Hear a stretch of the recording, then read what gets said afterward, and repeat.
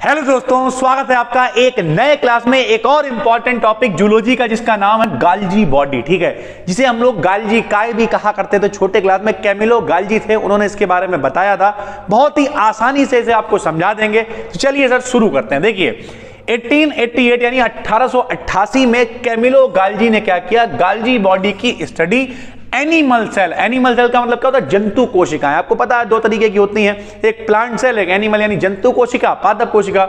तो इसमें animal cell में इन्होंने इसके बारे में पढ़ा, स्टडी की।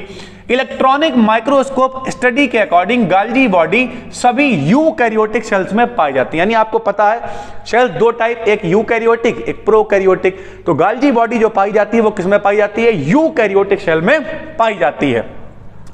इनकी लेंथ 1 से 3 माइक्रोन तथा ऊंचाई 0.5 मिली माइक्रोन तक होती है। ये अनेक समांतर चपटी कलायुक्त थैलेनुमा सिस्टर्नी, आपने जो पिछला वाला हमने आपको पढ़ाया था अंतः प्रदब्बी जालिका, उसमें भी ये पार्ट आया था, जिन्होंने नोट किया होगा। तो सिस्टर्नी है, ठीक है। ट्यूबुलर नेट यानी नलिकाएं बोल सकते हो, नलिकाओं का जाल। वेसल्स यानी से मिलकर बने होते हैं। ठीक है भाई, इनके बारे में भी एक एक करके भी डिस्कशन होगा। ठीक है, तो सिस्टर्नी में क्या होता है कि सिरों पर वेसल्स अधिक संख्या में पाए जाते हैं, जिनमें सेक्रेटरी मटेरियल भरा रहता है। अब इन सब के बारे में जो जो यहां पे आए हैं उन सब के बारे में हम लोग इसके स्ट्रक्चर में पढ़ेंगे भाई। ठीक है, तो इस तरीके का होता है भैया स्ट्रक्चर ऑफ गाल्जी बॉडी। ये है सर, ठीक है, बिल्कुल आसानी से आप बना सकते हैं, कोई दिक्कत नहीं। देखिए सिस्टर्नी यहाँ पे दिखाई दे रही है, तो ये जो ऊपर से गोल गोल दिखाई दे रही है ये वेसल्स हैं सर। ठीक है भाई, अब क्या है, अब आ गया इसका अल्ट्रा स्ट्रक्चर ऑफ गाल्जी बॉडी। तो सब एक एक करके आ जाएंगे। देखिए भाई, एनिमल सेल के साइटोप्लाज्म मतलब वही जीव द्रव्य में ये प्लेट के समान दिखाई देती हैं, जिसकी मेम्ब्रेन पर राइबोसोम्स नहीं पाए जाते हैं। तो पहला आ गया सिस्टर्नी, ये चपटी ट्यूब जैसी होती है जो किनारों पर फूली होती है। ये गाल्जी बॉडी के सेंटर पर प्रेजेंट होती है। 5 से 12 ट्यूब्स मिलकर गाल्जी बॉडी के सेंटर पार्ट को प्रोड्यूस करती हैं। प्रत्येक सिस्टर्नी की एक्सटर्नल तथा इंटरनल मेम्ब्रेन की थिकनेस जो है वो 60 से 70 एंगस्ट्रॉम होती है भाई। ठीक है, प्रत्येक सिस्टर्नी के दो फेज होते हैं, एक उत्तल यानी कॉन्वेक्स बोलते हैं इसे, एक अवतल यानी कनकेव बोलते हैं। उत्तल मतलब उभरा हुआ होता है और अवतल मतलब धसा हुआ या दबा हुआ होता है। ठीक है भाई, जैसे अगर हम आपको बताया, आपने 10th क्लास में पढ़ रखा है, इस तरीके का उत्तल कैसा होता है बताइए, इस तरीके का उत्तल।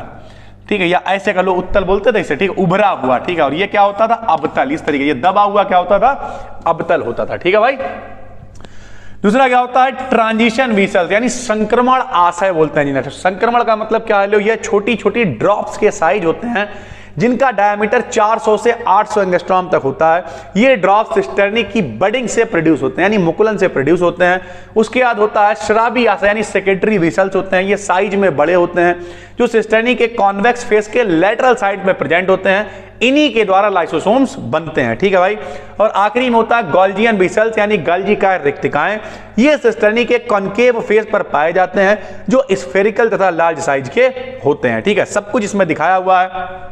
ये देखिए ट्रांजिशन वेसल्स यहाँ पे दिख रही हैं, सिस्टर्नियल मेम्ब्रेन्स यहाँ पे दिख रही हैं। इनके बीच का जो गैप खाली जगह होती है उसे बोलते हैं इंटरस्टिशियल स्पेस। यहाँ दिख रहा है, ये सिस्टर्नी यहाँ पे दिख रही है। सेक्रेटरी वेसल जो अंदर भरा हुआ है, सेक्रेटरी वेसल्स वो यहाँ पे भरा हुआ दिखाई दे रहा है, तो डायग्राम यहाँ पे लगा दिया। फंक्शंस मतलब ये कार्य क्या करते हैं, सबसे पहला कार्य होता है श्रावण यानी निकालना। ठीक है, तो इनकी ट्यूब से एंजाइम्स हैं, हार्मोन्स हैं, म्यूकस है, सब बाहर आते हैं, जो कोशिका के अंगों को बनाने में सहायता करते हैं, फंक्शनिंग में, फॉर्मेशन में। उसके बाद कंसंट्रेशन और स्टोरेज ऑफ सेक्रेटरी प्रोडक्ट्स, जो प्रोडक्ट्स हैं, ठीक है, उन सबका इकट्ठा करना, कंसंट्रेशन मतलब उन्हें गाढ़ा करना, ये सब भी यही करते हैं।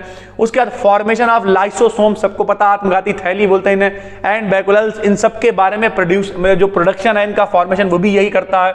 सिंथेसिस ऑफ ग्लाइकोप्रोटीन, तो ग्लाइकोप्रोटीन की सिंथेसिस करते हैं। ठीक है भाई, पूरा लिखा हुआ है कि कार्बोहाइड्रेट और प्रोटीन के मिलने से ग्लाइकोप्रोटीन का फॉर्मेशन होता है। Formation of acrosome, formation of cell wall, formation of cell plate, formation of complex, ठीक है, कॉम्प्लेक्सेस और कार्बोहाइड्रेट। तो इन सब के बारे में पॉइंट बाय पॉइंट, आप चाहो मान लिया आपको इसके अंदर भी लिखना चाहते हैं, तो कॉम्प्लेक्स कार्बोहाइड्रेट का निर्माण करते हैं, ये एक्रोसोम्स का निर्माण करते हैं, सेल वॉल का निर्माण करते हैं, सेल प्लेट का, ऐसे करके आप हिंदी भी लिख सकते हैं। तो ये होते हैं इनके कार्य।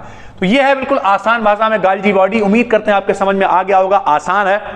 बिल्कुल सरल भाषा में आप तक नोट्स पहुंचाने की कोशिश रहती है। नए हैं तो चैनल को सब्सक्राइब कर लीजिए, क्योंकि बहुत तेजी से हम लोग इस चैनल पर भी 10,000 की तरफ बढ़ रहे हैं, जबकि हमने कभी भी इस चैनल पर रेगुलर इतना ज़्यादा सीरियस होकर कभी ज़्यादा वीडियोस नहीं डाली, क्योंकि हम सिर्फ बच्चों की हेल्प के लिए चैनल बना हुआ है, ठीक है। लेकिन अब इस चैनल पर भी डेली वीडियो लाने की कोशिश रहेगी।